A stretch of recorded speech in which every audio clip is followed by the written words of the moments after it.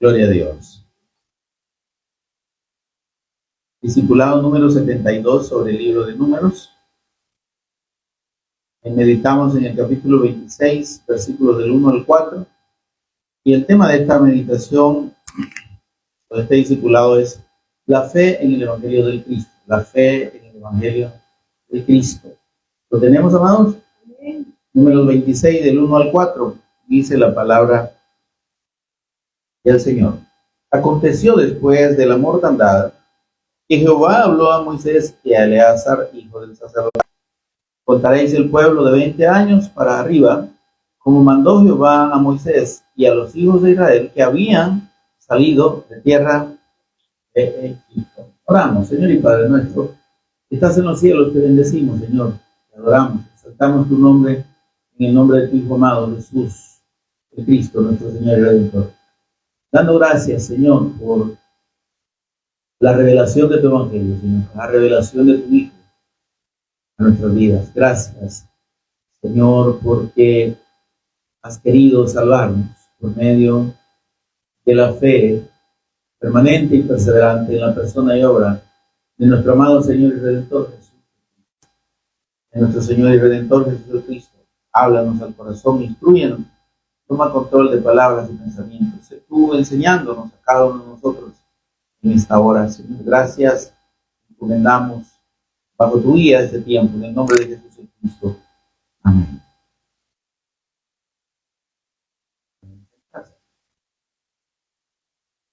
Deben permanecer en pie, algunos lo pueden hacer. Bien. Mis amados, llegamos aquí a un evento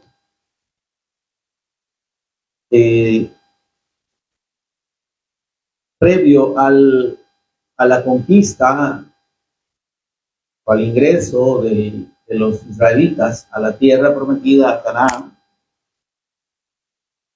Vemos un evento que se repite. Y este es el censo que Dios hace de su pueblo. Amén. De los que son los descendientes de Abraham, ¿verdad? El pueblo de Israel. Y que a esta altura del camino están como hace cerca de 40 años, 38 años para ser exacto.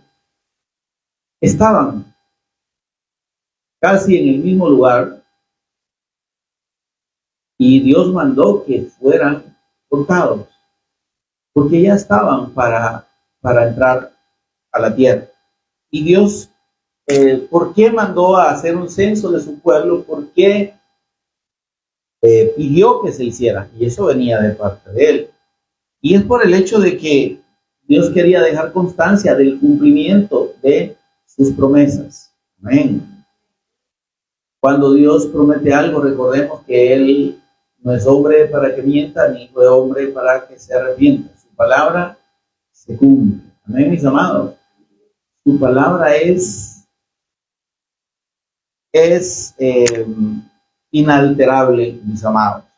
Y cuando Dios prometió a Abraham que de su descendencia, que su descendencia sería grande, que haría de él una nación grande, que le daría un territorio, una tierra para habitar sus descendientes, que a sus descendientes daría esa tierra donde él peregrinó. Entonces Dios quiere dejar constancia de que lo que dijo se está cumpliendo. Ahora, es importante, hermanos, que hagamos como un poquito de memoria de ese primer censo que encontramos en los capítulos 3 y 4 del libro de Números. Si quieren, hacemos una revisadita.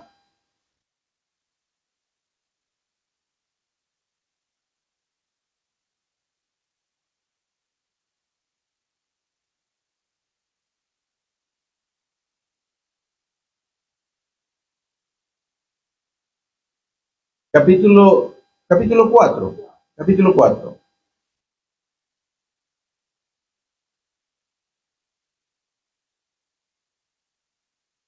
No, perdón, capítulo 3 es exactamente, capítulo 3, perdón.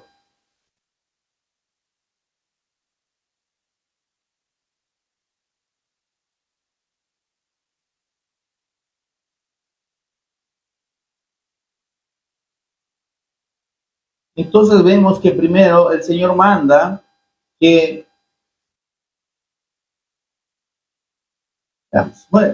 realmente el censo empieza en el capítulo 1, en el capítulo 1 de Números.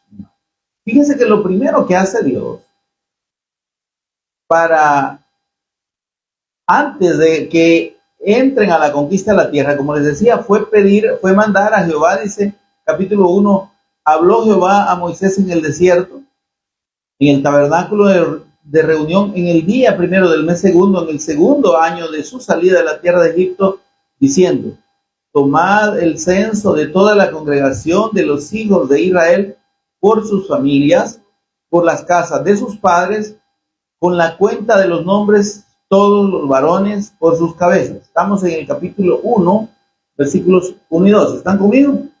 Amén. Versículo 3. De 20 años arriba, todos los que pueden salir a la guerra en Israel los contaréis tú y Aarón por sus ejércitos. Amén.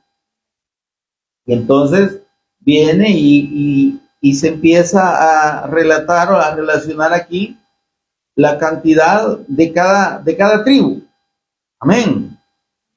Amén, hermano. Entonces, mis amados, dice el versículo 46 del capítulo 1, fueron todos los contados 603,550. Amén.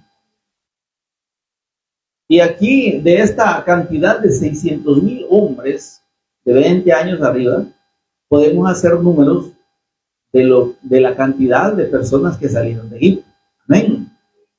Solo los de 20 años arriba eran 600,000. De 20 años abajo podían haber triplicado esa cantidad, porque la cantidad de hijos que había por familias era más grande. Amén. Por lo menos había, supongamos, una cantidad mínima de 3 hijos por familia. De esos 603,000 que fueron contados, multipliquémoslo por 3. Eran menores de 20 años. ¿Están conmigo, hermano? Menores de 20 años. O sea que solo los mayores de 20 años que podían ir a la guerra y menores de 50 estaban ahí. Los mayores de 50 existían. Eso era una cantidad probablemente grande, pero no se menciona. Entonces, más los 600,000, ¿cuánto nos da? 2,400,000. Más los mayores de 50. Entonces estamos hablando de por lo menos 3 millones de personas. Es una cantidad enorme, hermano. Amén. El maná. Amén.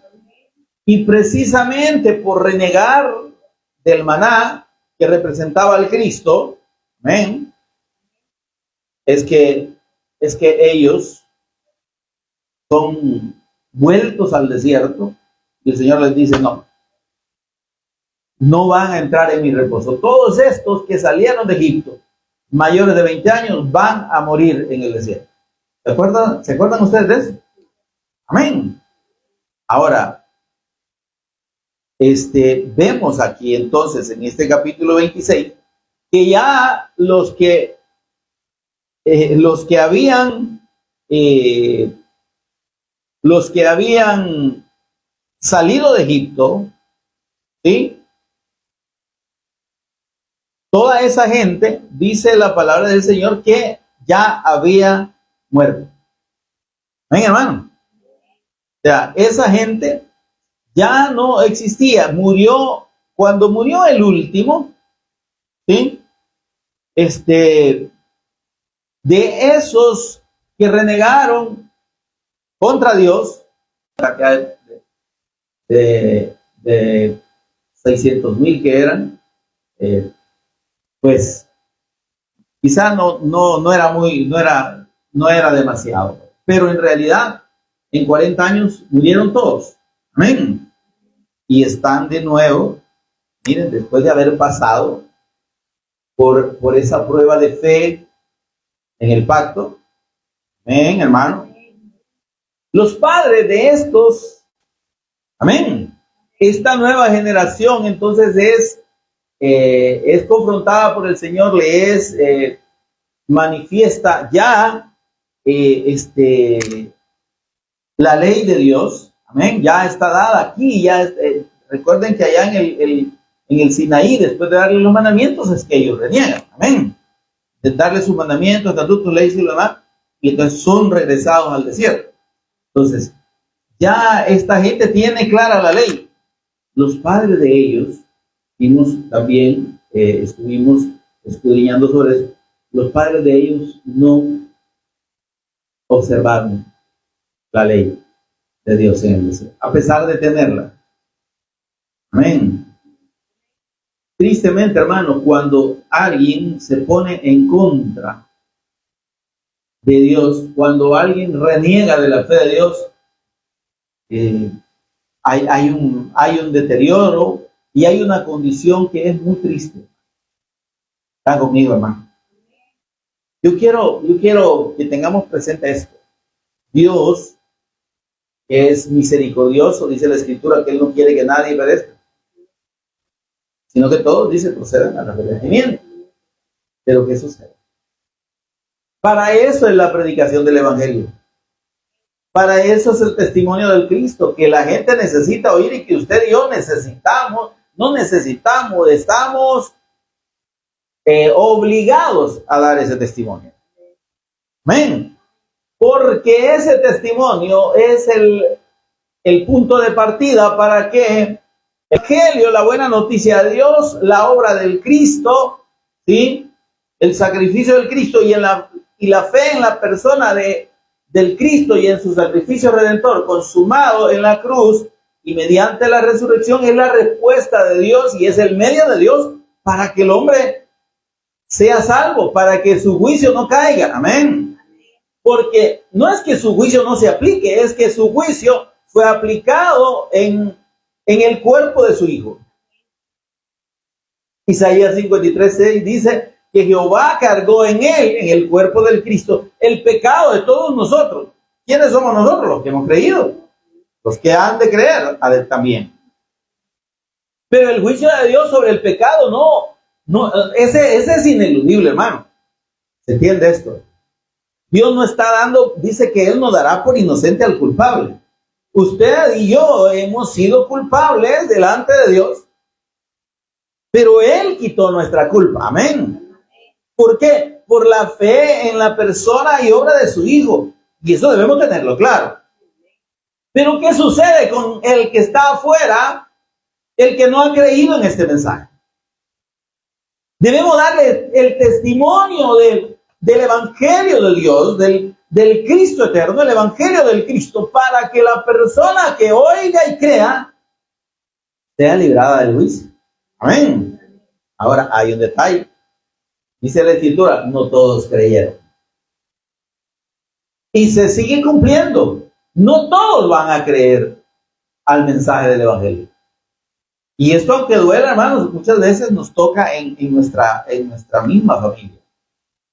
Porque nosotros quisiéramos que toda nuestra familia fuera salva, amén. Y que todos tuviéramos la misma revelación del Cristo y la misma fe. Y bueno, aquí no cabríamos. Si cada uno de los que estamos aquí estuviera toda su familia, yo por lo menos identifico unas 10 familias. O más de 10 familias. ¿Cuántos familiares tienen cada uno de ustedes? Si cada uno de ustedes trajera su familia, estuvieran aquí, no cupiéramos. ¿Entienden? Pero no es así como funciona la fe del Evangelio. Aquella expresión de cree en el Señor Jesús el Cristo y serás salvo tú y tu casa, no es una promesa automática, hermano. No es que usted diga, que como yo la creía, mi familia ya alcanzó por mí. No. Esa palabra tiene un contexto. Sí, esa promesa tiene un contexto. Sí, Dios tiene disponible la salvación para nuestra familia. Pero, si creen, pero bajo la condición de la fe, que Dios no puede cambiar. Dios no puede cambiar lo que ya estableció. Dios no puede cambiar su ley, ¿sí? lo que Él ha establecido acerca de su Hijo, solo porque usted creyó, entonces ya su familia está en la colada, como quien dice, en combo. No. ¿Me explico? Entonces, Dios ya estableció que es mediante la fe. Ahora, que toda nuestra familia, habiendo creído nosotros, tiene la oportunidad de ser salva. Porque ¿qué hicieron? ¿Qué hizo el carcelero de Filipos con Pablo y Silas? Dice que la misma noche, estábamos mencionando un día de esto, ¿verdad? Después de haberlos maltratado y haberlos metido en la última mazmorra y haberles puesto grilletes en los pies y el cepo en sus manos, estaban ahí inmovilizados, todos golpeados porque los habían golpeado, los quisieron hinchar, todos adoloridos, y aquellos hombres en vez de llorar estaban cantando y adorando al Señor y dando el testimonio del Cristo mediante la alabanza. Está conmigo, hermano. Porque déjeme decirle algo, los cantos que nosotros cantemos tienen que ser parte del Evangelio. ¿Se entiende esto? Aquí no cantamos las alabanzas que debemos, que cantamos, no es para alegrarnos nosotros, ¿verdad? El Espíritu Santo ya llegó y empieza la gente a bailar. ¿Y eso qué tiene? ¿Y qué es eso, testimonio del Evangelio del Cristo? Ven espíritu, ven, sí, lo llaman porque no lo tienen, ¿verdad? Paloma del Espíritu Santo, ven, ¿de dónde? El Espíritu Santo es Dios, ¿sí? No es ninguna paloma, hermano, que bajó y descendió sobre el Cristo en forma corporal de una paloma. Eso es otra cosa, pero no es un ave. Y no lo podemos llamar, ven paloma, ven. ¿Cuál? ¿De dónde usted? Un sopilote le puede bajar y posársele a usted ahí. Pero digo, si lo que nosotros cantamos no da el testimonio de Cristo, eso no es de Dios. Eso es puro gelengue, es gana de bailar, es gana de alegrarse el corazón. ¿Es malo propiamente? No. Pero en la congregación de los santos, eso no tiene cabida, hermano. Aquí no venimos para bailar, no venimos para alegrarnos, venimos para adorar a Dios y para dar el testimonio del Cristo. Amén. Aquellos que en el aposento alto de Marcos recibieron al Espíritu Santo y fueron llenos, y el Espíritu Santo les dio lenguas con autoridad de distintas nacionalidades, y hablaron, no hablaban cosas ininteligibles, no hablaban jerigonza. ¿Me explico? Dice, les oímos hablar en nuestras lenguas las maravillas de Dios. Las lenguas en sí tienen que llevar el testimonio del Cristo. Amén. Vámonos a Pablo. Lo que estaban, fíjese que Pablo no estaba ahí. Señor carcelero, queremos predicarte acerca de Cristo. No, estaban cantando. Pero lo que cantaban testificaba del Cristo. Amén. Porque la verdadera alabanza no puede hablar de otra cosa, hermano. Si ya le habla de que y me levantaré como la águila. ¿Y usted quién está cantando? Eso no se lo está cantando a Dios, usted se lo está cantando usted solito. Cúbreme o úneme, dice, con tu amor, rodéame a mí, ¿verdad? No sé qué, sóplame, dice, cerca quiero estar y no sé qué más. Usted se está cantando usted solo, no le está cantando a Dios. La alabanza a Dios es eso, loa. Es un loar, es un exaltar a Dios. Amén. Entonces, cuando nosotros hablamos de la loa o de la alabanza, es precisamente dedicársela a Él. Señor, eres santo, eres bueno, mi Cristo, etcétera. Yo estoy dirigiéndome a Él y exalto sus virtudes. Amén. Y por eso es que cuando un canto se aparta del testimonio del Evangelio, ya no es de Dios. Allá en el cielo dice que cantaban el cántico de Moisés, ¿verdad? ¿Recuerda? En Apocalipsis. Y cantaban, dice, el cántico de Moisés. ¿Cuál es el cántico de Moisés? Grandes y maravillosas son tus obras. Mire, para que no es, no quiero ver tu poder en mí. No.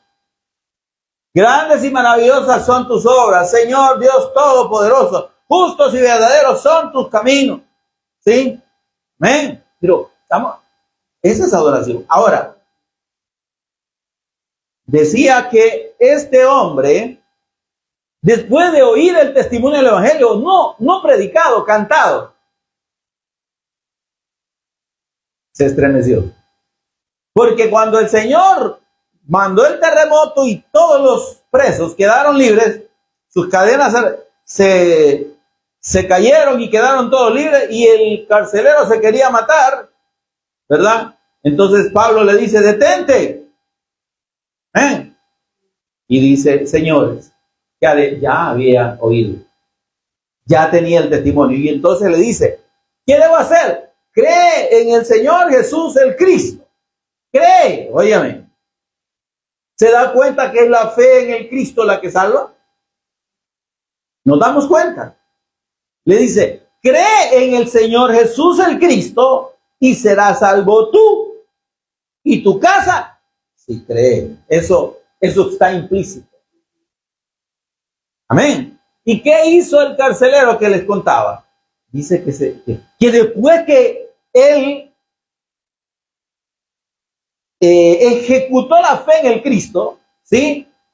Que él no dijo creo, sino que él confirmó esa fe en el Señor. Amén. Dice que se compadeció de ellos y les curó sus heridas. Y se los llevó a su casa. Amén, hermano. Pero óigame, no se los llevó para que durmieran, sino que él entendió la urgencia de la necesidad de la salvación, ¿sí? Mediante la fe en el Cristo, que él experimentó esa misma noche. Y les dice, por favor, predíquenle aquí a mi familia. Amén. ¿Y qué dice ahí el libro de los Hechos? Y creyeron todos. Por eso fueron salvos. Amén. Ahora, eso estoy aclarando aquí, que esa palabra no es, dije yo, cree en el Señor Jesús el Cristo y será salvo en tu caso, no es algo automático. Pero usted y yo, como creyentes, tenemos esa responsabilidad. Este hombre no tenía la revelación o no tenía revelado plenamente el Evangelio. Sí que Jesús era el Cristo y creyó, amén. Pero él entendió que ese mensaje lo necesitaban su familia. ¿Sí? Entonces, si usted no puede traer a su familia aquí a oír, o a un lugar donde pueda oír el testimonio del Cristo, pues entonces va a llevar el Evangelio a su casa, ¿se entiende?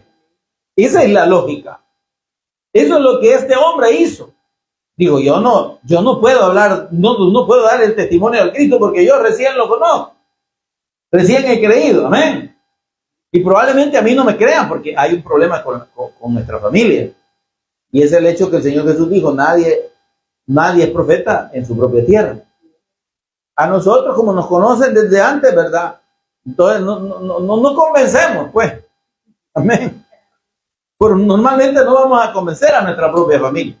Pero por eso yo les insisto a ustedes, traigan a su familia. Si usted quiere que su familia crea, si usted quiere que su familia sea salva, tráigala. A usted no le va a oír, ¿estamos de acuerdo? Pero usted entiende la necesidad que hay de salvación en su familia, haga el mayor esfuerzo posible, porque es una cuestión de vida o muerte, por traerla, porque sea expuesta la palabra, o por llevarle esa palabra. Ahora, una vez dado ese testimonio, entonces usted está libre de la sangre de su familia, usted y yo estaríamos libres. ¿Entiende? Cuando usted ha hecho lo posible, si su familia no quiere venir aquí, usted le pone los mensajes aquí, y usted cada vez que tiene espacio, le da el testimonio al Cristo y le dice, mira, la palabra dice esto, el Señor dice aquí, etcétera. Amén. ¿Y usted cuál es su pena? Usted tiene que estar tranquilo, tranquila. porque usted hizo lo que el Señor nos manda hacer a todos. Entonces, no depende de nosotros que nuestra familia crea. Sí depende de nosotros que oigan el testimonio del Cristo. Porque oyéndolo, usted descanse en el Señor. Si alguien ha de creer, óigame, por favor. Si alguien ha de creer, Dios tendrá la manera en que esta persona le sea revelado a Cristo. Amén. Aún podría ser a un pasito de la muerte, que Dios le pueda dar la oportunidad a esta persona de reconocerle y creer en Él. No sabemos, me explico.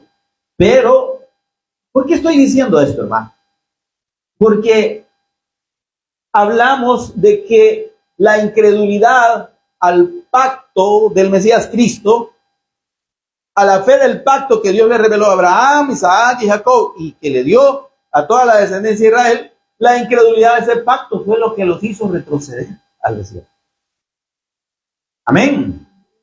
Y en ese desierto, esta nueva generación de menores de 20 años que creció, aunque no recibió la ejemplificación o el ejemplo de sus padres, porque dice que ellos en esos 40 años no circuncidaron a sus varones como ya Dios mandaba que se hicieran.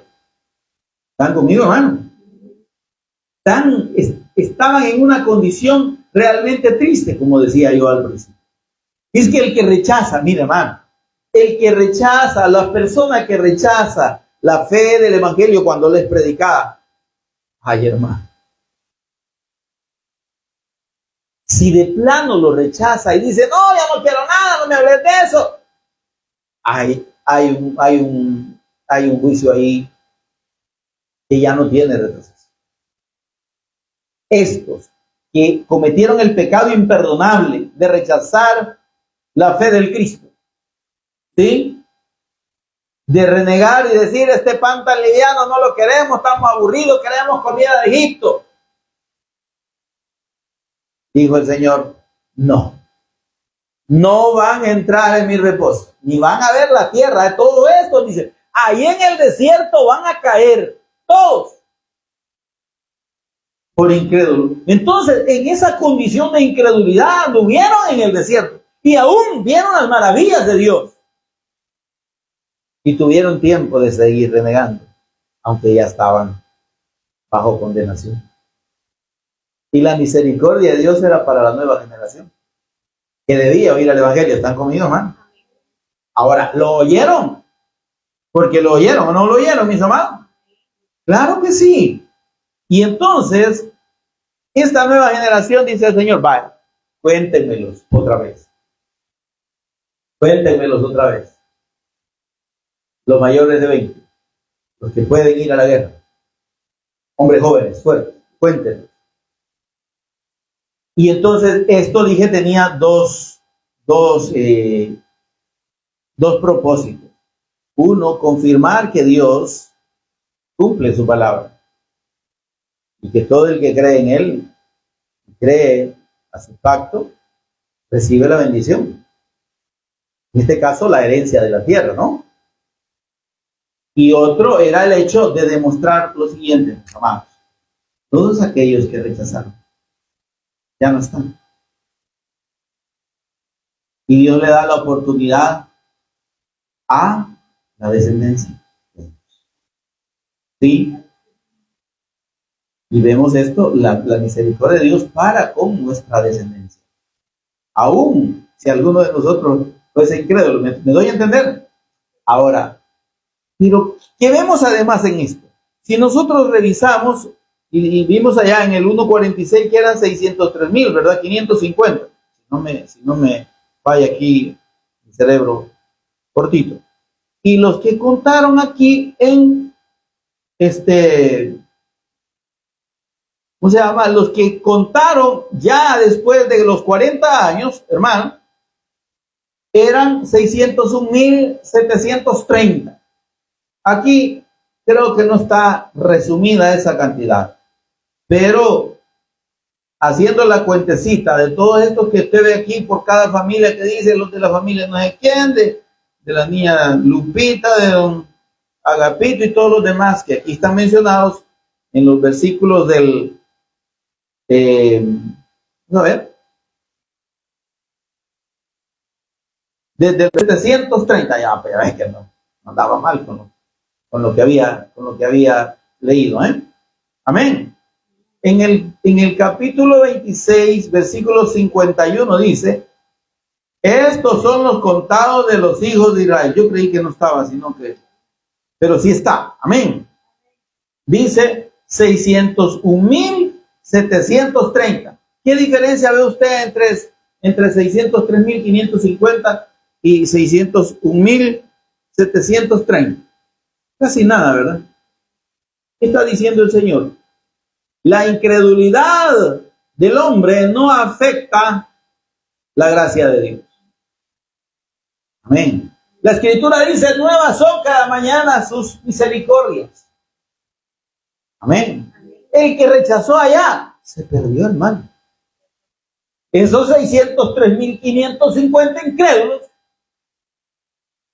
allá murieron. Bueno, y no solo ellos, sino los mayores de 50 años también murieron en incredulidad. O sea, murieron muchos más.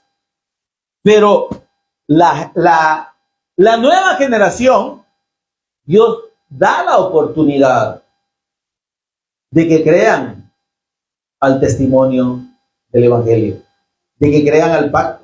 Porque la Escritura nos dice que lo que ellos recibieron ahí fue el Evangelio. Lo que Dios les estaba predicando, porque era una predicación, hermano, ¿cómo le vamos a llamar a esto? Una predicación circunstancial, una predicación en vivo, una predicación con señales. ¿Están conmigo, hermano? ¿Cómo así, hermano? Explíqueme. Es que, óigame, cada vez que Dios hacía algo con ellos, Dios les estaba anunciando al Cristo. Veamos lo que dice 1 Corintios capítulo 10, para que tengamos claridad en lo que le estoy diciendo, porque de repente, pues, ¿qué le pasa al hermano? No le entiendo ni papa, ¿verdad? Pero aquí nos vamos a entender. 1 Corintios capítulo 10, versículo 1.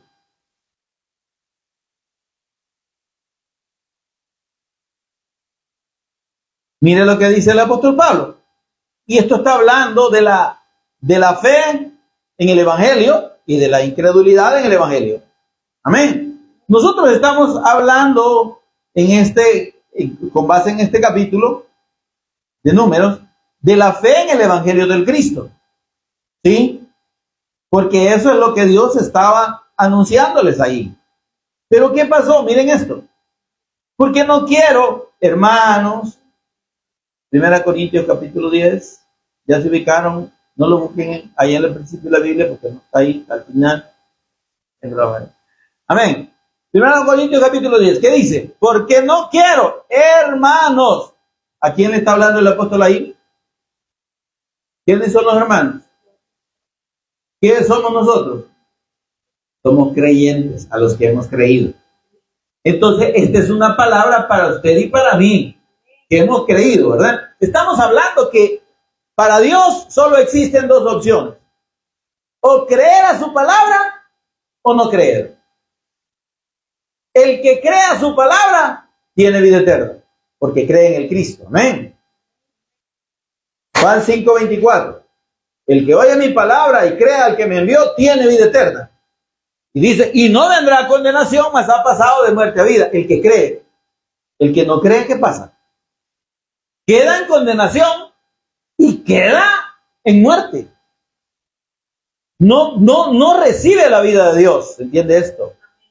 Entonces, como digo, el contraste es: el que cree es salvo, ¿sí?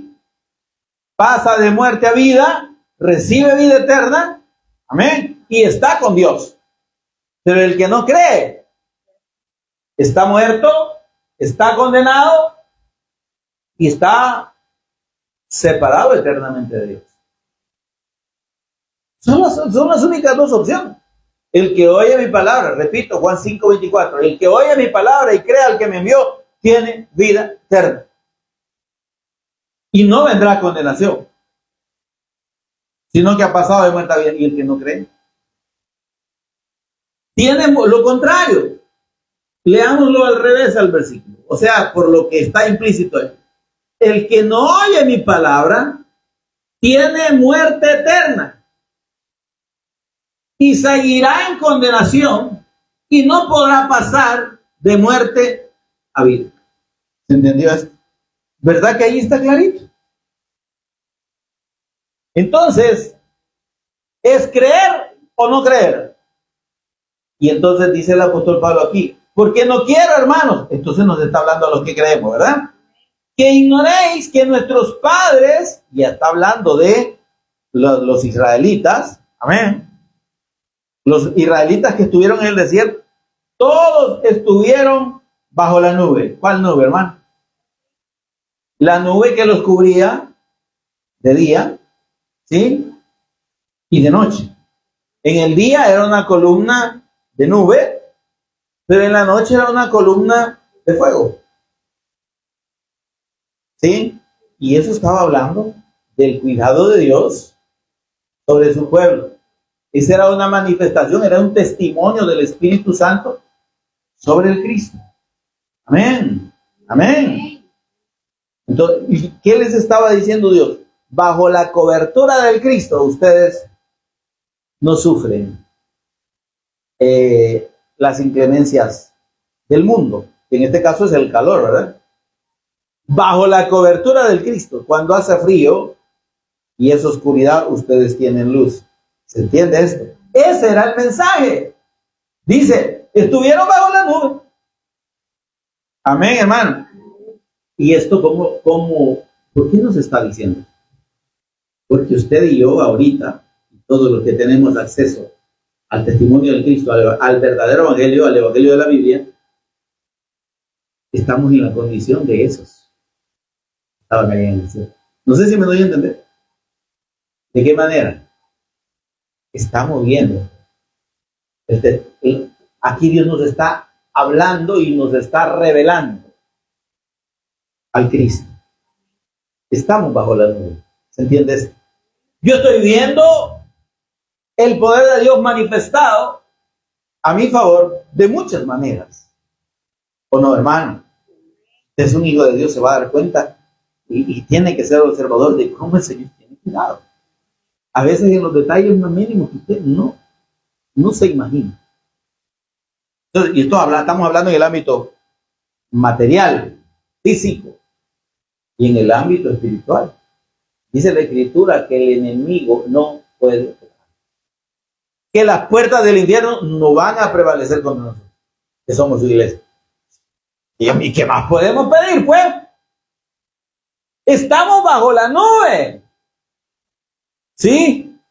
Y dice, también, todos pasaron el mar. ¿Ven? Todos, dice la otra escritura, dice, fueron bautizados en el mar. Amén. Creo que es el escritor de Hebreos el que dice. Todos fueron bautizados en el mar. Quiere decir, en la fe y en la confianza del poder de Dios sobre la muerte. Amén. Porque esas aguas que simbolizaban, hermano, ahí en el desierto, simbolizaban muerte. Porque ahí ni el que más pudiera nadar hubiera atravesado ese mar. Era una muerte segura, ¿se entiende? Entonces Dios los hizo pasar en medio de la muerte, ¿sí? Demostrándoles que la fe del pacto los libraba de la muerte por la fe en la muerte del Cristo, ¿se entiende esto? En el sacrificio del Cristo. Y por eso es que el acto del bautismo propiamente significa eso. Un testimonio de que nosotros hemos muerto al mundo. Amén, hermano. Y hemos resucitado juntamente con el Cristo. Por eso la cita del bautizado. No lo encontramos. Vaya. No, aquí está. Si en el segundo dice, y todos en Moisés fueron bautizados en la nube y en el mar. ¿Se da cuenta? Entonces, ese acto de haber pasado el Mar Rojo equivale a ser librados de la muerte por medio de la fe en el Cristo. Amén. Entonces, prácticamente ellos pasaron por el agua sin ahogarse. Bueno. Amén. ¿Por qué? Porque esa capacidad de no morir bajo el agua, por así decirlo, al pasar por el agua, era por los méritos del Cristo. Amén. Porque en Él, por eso al creer en la persona y obra del Cristo, nosotros espiritualmente somos bautizados en Él. ¿Por qué? Somos sacados de la muerte, del agua, amén, a la vida. Amén, hermano. Ok, y entonces dice, todos pasaron el mar y todos en Moisés fueron bautizados en la misma, en la nube y en el mar. Amén.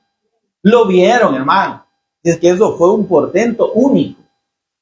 Fue un hecho admirable, mucho más. Amén. Que trascendió toda la historia. Amén. Y que hasta nuestros días ese es el acto, digamos, más grande en cuanto a una obra sobrenatural de parte de Dios. Amén. Haber partido ese mar y haber hecho pasar a esos, ¿cuánto dijimos? Cerca de 3 millones de personas. No era poquita gente. Amén. Entonces, mis amados, pero lo vieron. Sus ojos vieron eso. ¿Sí? ¿Por qué Dios les estaba mostrando eso? Para que creyeran en su evangelio. Amén, hermano. Amén. No era para que creyeran en su pacto. Y dice, versículo 3, y todos comieron el mismo alimento espiritual, el maná. ¿O no? Mire, esto es la palabra que está disponible. Si lo traemos a la actualidad y al contexto ya nuestro, este maná que ahorita usted y yo tenemos disponible, esto es una maravilla. ¿Sí? Yo sé que hay muchos de los que dicen creer en Jesús como el Cristo, que tal vez no están dándole la importancia a esta palabra. Y que dirán, llegó el domingo, voy el viernes, llego el sábado y los sábados, voy me contar, pues no voy a ir. Hasta el otro, y el otro, que sí que tengo que hacer. Total que estamos, óigame, aún con la revelación del Evangelio,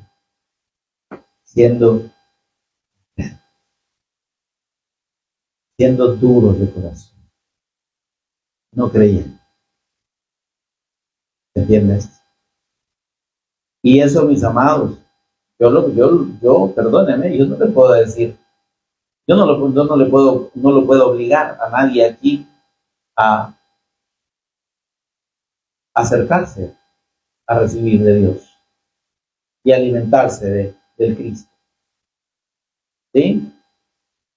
Pero usted que ya oyó y los que ya oyeron, responsables son cada uno. Aquí, de los que han oído y han podido estar sentados aquí o oído por los medios electrónicos, nadie puede decir, no, a mí no me explicó nunca el pastor eso. Nunca me explicó cómo era lo de creer que Jesús es el Cristo. Nunca nos instruyó el pastor acerca del Evangelio. Solo hablando de payasadas pasaba ahí. Solo contando las historias de su vida. Aquí usted no va a oír jamás. Dios mediante. Espero que así sea. Y que cuando aquí, ya sea que faltemos mi esposa y yo, y esta obra siga adelante, los que estén aquí, jamás falte el testimonio del Cristo. ¿Sí? Y si usted está aquí después de que nosotros faltemos, ¿sí? En este tiempo y en este mes, dice, todos fueron bautizados en la nube del mar. Todos estuvieron bajo la nube, todos comieron del mismo alimento espiritual. El evangelio les ha sido dado a todos. Amén, hermano. Vaya. Si usted no lo va a creer, si usted no va a vivir por esta fe, yo lo siento muchísimo. ¿Sí? Porque va a ser en vano todo lo que haya, todo el tiempo que usted haya invertido. Si no se cree, hermano, el solo oír y conocer no salva. Necesitamos creer. Dice, y todos bebieron la misma bebida espiritual. Miren qué cosa. Ay, ¿qué bebida espiritual bebieron allá en el desierto? ¿Quién les dio Dios? Dice, porque bebían de la roca espiritual que los seguía. Ay, hermano. Y la roca era el Cristo. ¿Se da cuenta que ellos recibieron el testimonio del Evangelio? Se da cuenta que usted, ahora, para ellos fue, como dije, fue un testimonio vívido, ¿sí? Un testimonio de señales visibles, pero que les hablaba del Cristo. Para usted y yo es un testimonio ya escrito, pero aunque esté escrito, es un testimonio, y más aún. Entonces, pero está ese testimonio. Ahora, ¿qué dice Juan 20, 30 y 31? Lo que está escrito, dice, ¿para qué se ha escrito? No para que le pasemos contando cuentos a la gente, no para que usted diga, ay, mire, que uno es bien burro. Aquí el Balán, mire, que le tuvo que hablar la burra, pues, para que entendiera. No es para que usted mire, este es el único animal en la Biblia que habló, fíjese. ¿Y eso de qué le sirve? Hay que entender el mensaje. ¿Para qué está esa enseñanza? Veamos. Amén. ¿Para qué? Para que creamos. No para que conozcamos, no para que nos aprendamos los versículos, ni las historias. Para que creamos que Jesús es el Cristo. Si la escritura no nos sirve para creer en el eterno evangelio de Dios, en la persona y obra del Cristo, óigame, ya perdimos, hermano. Ya desperdiciamos. Porque dice, estas se han escrito para que creáis que Jesús es el Cristo. ¿Y para qué? Creyendo. Para que permaneciendo en esa fe, ese creyendo es un acto continuo, permanente, eterno. Aquí no es decir, yo hace 40 años que recibí al Señor, fíjese. ¿Y eso de recibir al Señor qué es usted? ¿A dónde lo tiene usted? ¿Dónde lo recibió? ¿Cree usted que en su condición de pecador el Señor va a venir así nomás solo porque usted le digo, te invito a mi corazón?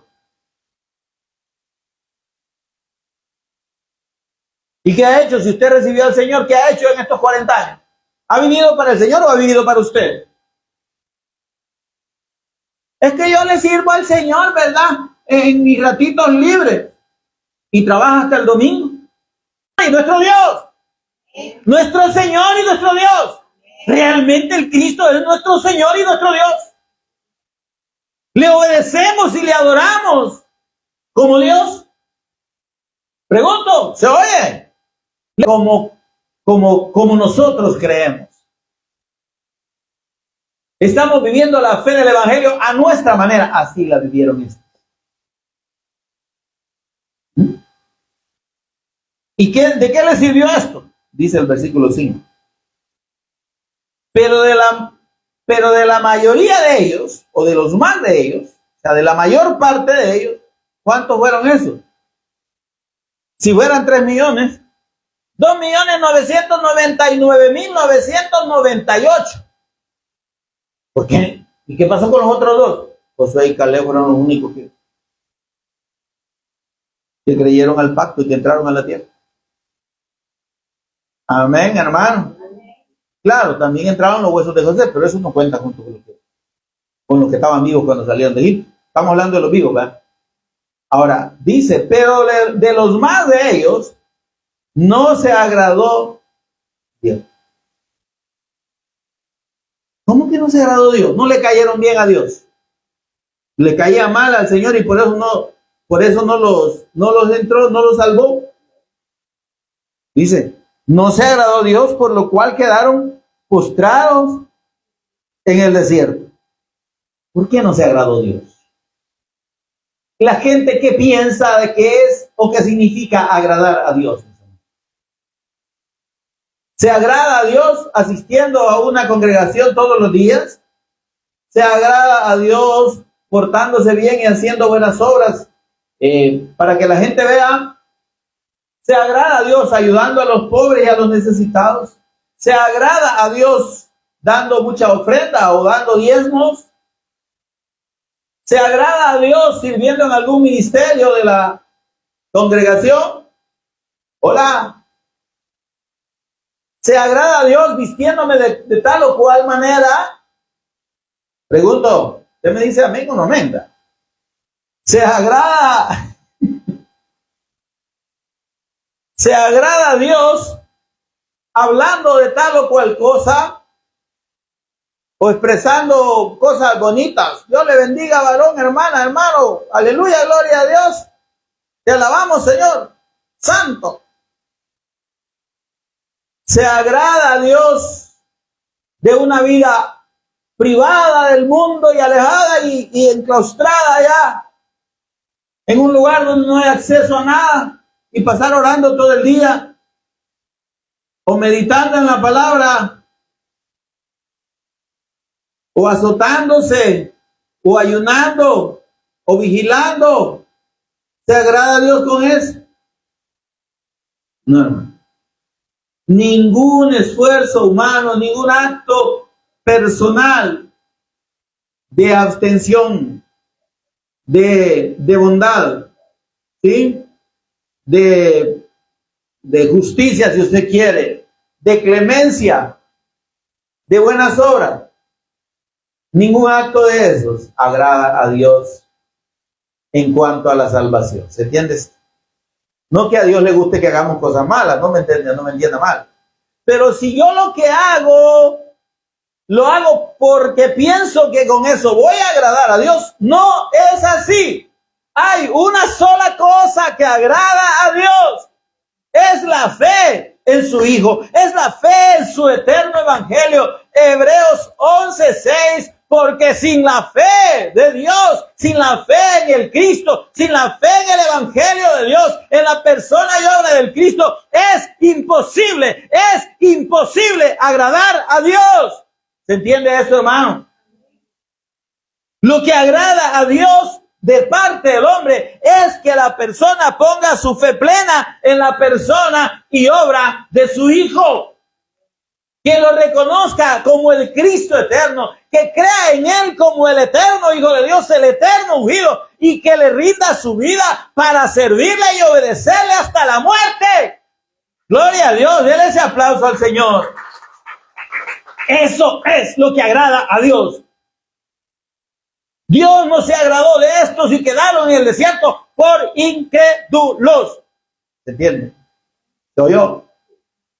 Si ellos hubiesen creído, allá estuvieran con el Señor, pues.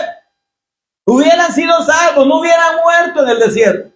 Pero no se agradó de ellos, de la mayoría, dice. ¿Por qué? Por su incredulidad y por lo cual quedaron postrados en el desierto. Ahora, yo le puedo decir lo mismo en esta hora. Por más que estemos viendo las maravillas de Dios, por más que veamos el testimonio del Cristo, si no lo creemos, hermanos, vamos a quedar postrados en este mundo. Y no vamos a alcanzar la bendición de Dios. Porque no se trata, hermanos, de una expresión. Se trata de una convicción y de una vida plena entregada a la fe del Hijo de Dios. Que la confianza plena no esté en que usted y yo somos buenos y capaces, sino en que la fe en el Hijo de Dios nos hace buenos y capaces. Por el poder de Dios, no por nosotros. ¿Entiendes? Y lo que hacemos, no lo hacemos para ganar el favor de Dios. Lo hacemos en gratitud, porque ya tenemos la gracia de Dios con nosotros. Porque ya el Cristo nos fue revelado. Amén. Miren, veamos lo que dice Hebreos 4:2. Ya este versículo, digo que ustedes lo pueden de memoria más que yo, pero sería bueno que lo tengamos presente.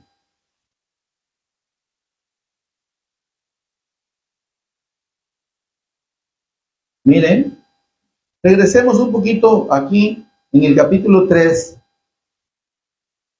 versículo 16, Hebreos 3:16. ¿Quiénes fueron los que habiendo oído le provocaron? ¿Habiendo oído qué? El evangelio, el testimonio del Cristo. ¿Está conmigo? 3:16 de Hebreos 3:16. ¿Ya lo tiene, mi mamá? ¿Quiénes fueron los que habiendo oído le provocaron? ¿No fueron todos los que salieron de Egipto por mano de Moisés? Pregunta aquí el Espíritu Santo. ¿Y con quiénes estuvo él disgustado 40 años? ¿No fue con los que pecaron, cuyos cuerpos cayeron en el desierto? Ya que estamos hablando de lo mismo. ¿Y a quienes juró Dios que no entrarían en su reposo, sino a aquellos que desobedecieron? ¿A qué desobedecieron? A la fe del pacto. Y vemos, versículo 19, que no pudieron entrar. ¿Por qué? A causa de su incredulidad. Se da cuenta que la incredulidad de ellos a la fe del Cristo, a la fe del Evangelio del Cristo, fue la que impidió que entraran. Fue la que impidió que ellos fueran gratos delante de Dios y pudieran ser salvos. Capítulo 4, versículo 1. Temamos pues, no sea que permaneciendo aún la promesa de entrar en su reposo, alguno de ustedes parezca no haberlo alcanzado. Porque también a nosotros se nos ha anunciado el Evangelio como a él, ¿sí o no, hermano? A ellos de una manera física, presencial, actuarial le llamaríamos en términos legales, ¿verdad? Un acto, una evidencia física ahí, pero les fue predicado. ¿Pero qué pasó? Les fue anunciado el Evangelio a ellos y se nos ha sido anunciado a nosotros. Pero a ellos, dice, no les aprovechó oír la palabra por no ir acompañada de fe en los que oyeron. ¿Qué nos ha dicho el Señor esta hora? Oigan mi palabra, pero crean. Y si la creen, la van a obedecer. Y van a vivir por la fe en esa palabra. Porque el justo, dice la Escritura, por la fe. Por la fe vivirá. Es que la fe en el Cristo es la que nos da vida. ¿Sí? Y dice la Escritura de que necesitamos nosotros permanecer en esta. El Señor Jesús dijo, el que persevere, el que permanezca en la fe hasta el fin. Ese es el salvo. No el que será salvo.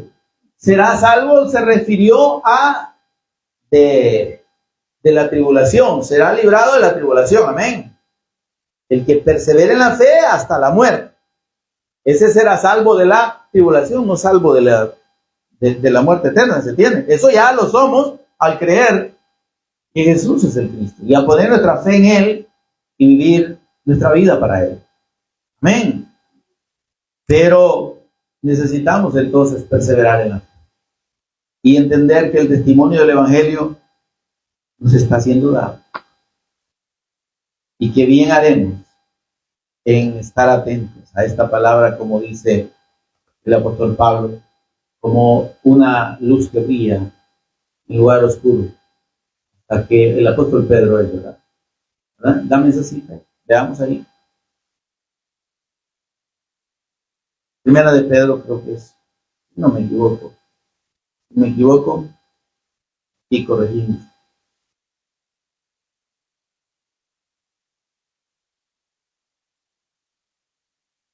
Ahora, segunda de Pedro. Miren, de la primera a la segunda, pero era Pedro. Asunto es que era Pedro. Miren,